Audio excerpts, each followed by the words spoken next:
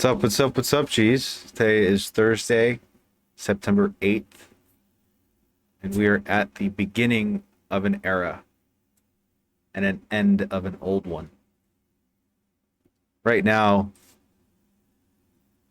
is the exact moment where good people need to stand up, speak their mind, and do what's right. That's why I'm here. I spent a lot of time analyzing global markets, be that as it may.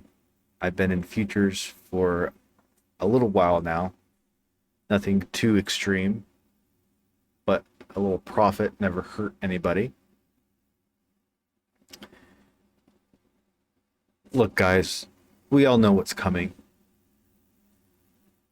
food scarcity, energy crisis, cost of living crisis, blah, blah, blah, blah, blah. We've heard it time and time again. This is absolutely ridiculous to assume that these criminals who created this problem in the first place have the authority and have the competence to fix these problems that they've created. Oh yeah, let's print $20 trillion in a few years and let's see what's happening to the economy. These people have no clue. They're just participating and filling a role for the sensationalist mind control media that we've all been witnessing spiral out of control in the past 3 years. And I'm sick of it. I'm absolutely sick of it, and you should be too. We can go through and we can talk about the things that are happening right now, and that's what I intend to do with this channel and this platform. I'm all set up now. I'm good to go. I'll be able to create content every day for everybody.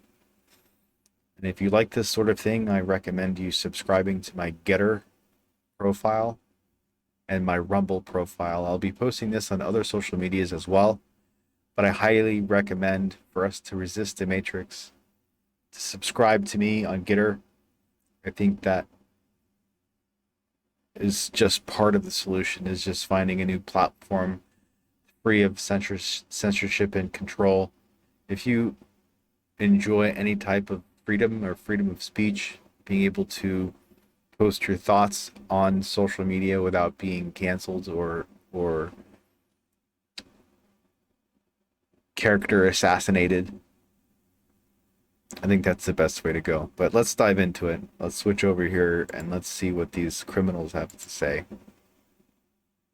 I think it's worth going back and remembering, and I pointed this out in my remarks last week, 2 weeks ago at Jackson Hole, 10 days ago, Oh yes, that when the market crashed a what Paul thousand Volcker points. did and the Fed did to finally get inflation under control followed several failed attempts to get inflation under control. And what had happened over the course of that long period of the Great Inflation is that the public had really come to think.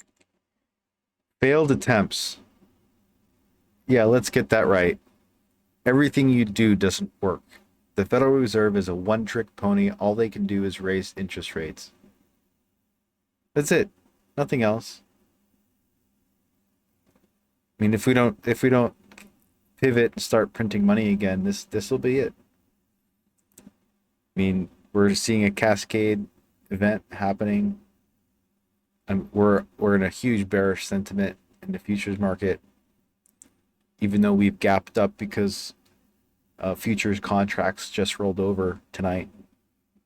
But we'll see. Let's continue. Of higher inflation as the norm and to expect it to continue. And that's what made it so hard to get inflation down in that case. So it is very much our view and my view that we need to act now forthrightly, strongly, as we have been doing, and we need to keep at it until the job is done to avoid that. We think we can avoid the kind of very high social costs that Paul Volcker and the Fed had to bring into play in order to get inflation back down and set us up then for a long period of price stability.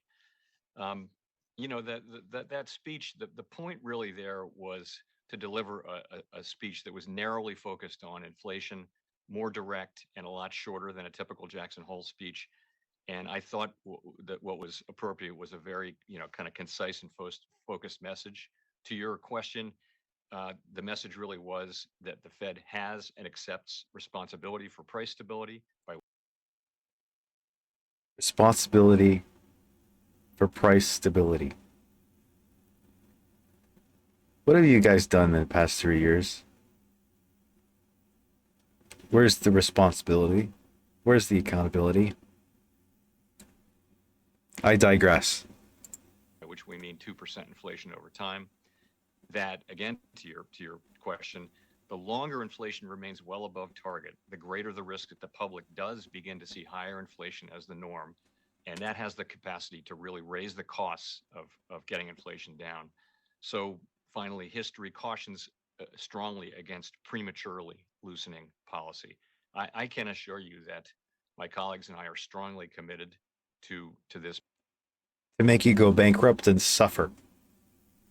This winter will be one for the history books, I guarantee you.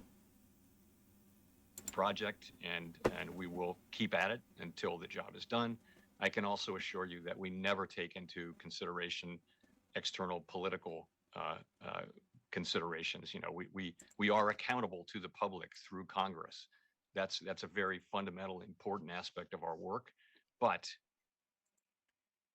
Yeah, let's see you be accountable and step down. we do not we focus solely on the goals that Congress has given us, and that's what we're going to do here. All right. Now we have that out of the way. Like I said before, guys, this is absolutely nothing new. We've been hearing the same spiel from these people for months and months now. You can see it here too. Powell reiterates commitment to aggressively fighting inflation. How are you doing that exactly? Because raising interest rates seem to only be increasing inflation. Did I get that right? Yeah.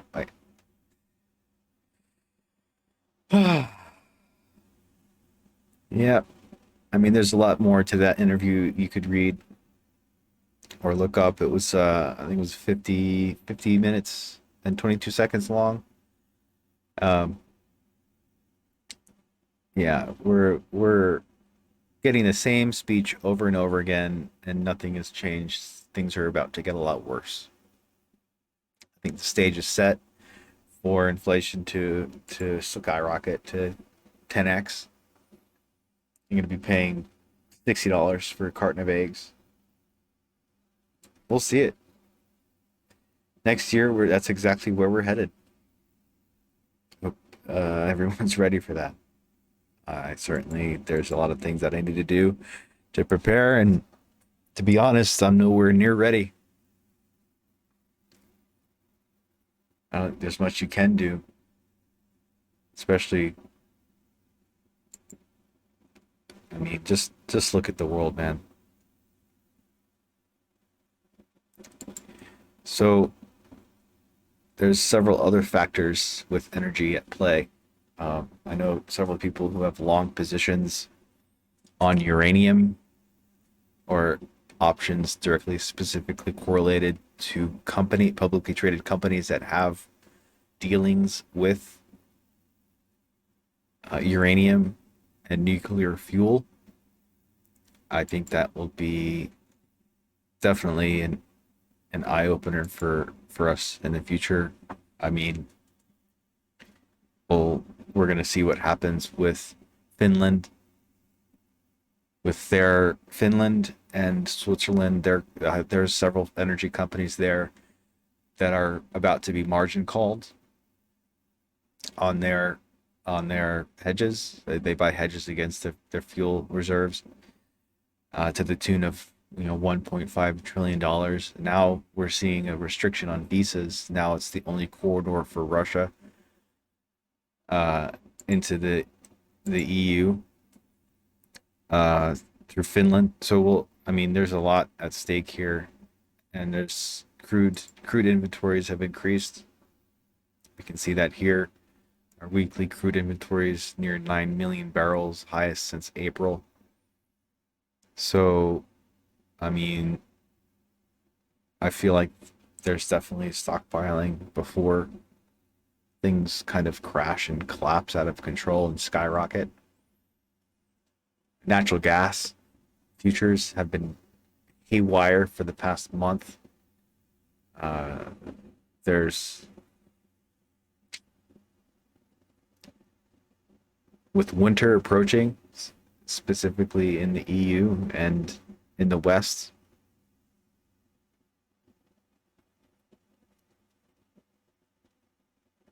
This is a death sentence. It's hard to say and it's hard to swallow. Not many people are aware of this. And I really, really regret even bringing it up because it's such a hard topic to talk about, especially for all the young people that are out there. I've had the perspective of graduating and living through the GFC in 2008, 2009. And back then, I understood how the banks operate. Now I have leverage and skin in the game, and I'm able to get in and out with liquidity and make money off of the collapse of civilization. That's just what we're going to have to do to survive. Most people don't even understand what money is or what it does. That's another reason why I'm so heavily invested into cryptocurrencies as well. Not only am I invested into different coins specifically, and I haven't even looked at the charts on those specific ones because I know the technology is valid, but anyway, I digress. We have, I'll just pull it up here.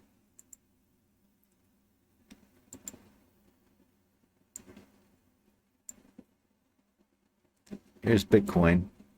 It's part of my TA that you can see. Anyway, what I'm doing now is actually scalping Bitcoin and Ethereum perpetual futures on DeFi, which eliminates the need for KYC, and it's all through a wonderful VPN that I'm using now. It's about $2 a month. It's fantastic. So for an overall market perspective, I always mention the 10-year bond yields. You can see an increase in bond yields and stability, or sorry, instability in the debt markets. Shout out to Greg Menerino. His MMRI indicator is on point, and everything's correlated and inverse correlated with the rise in bond yields. What this means is when bond yields increase, there's a sell-off. So when bond yield increases, the entire market has an inverse correlation, which means it goes down. You can see this in futures. You can see this. Here's ES or S&P 500 E-mini futures.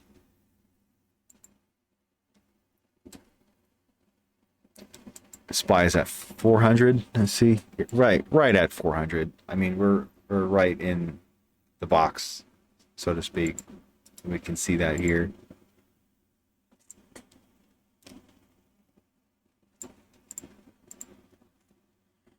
Anywhere within this is in a range, and anything below this is going to be bearish. Anything above this is going to be bullish. I'm expecting a bullish sentiment in the next 24 hours.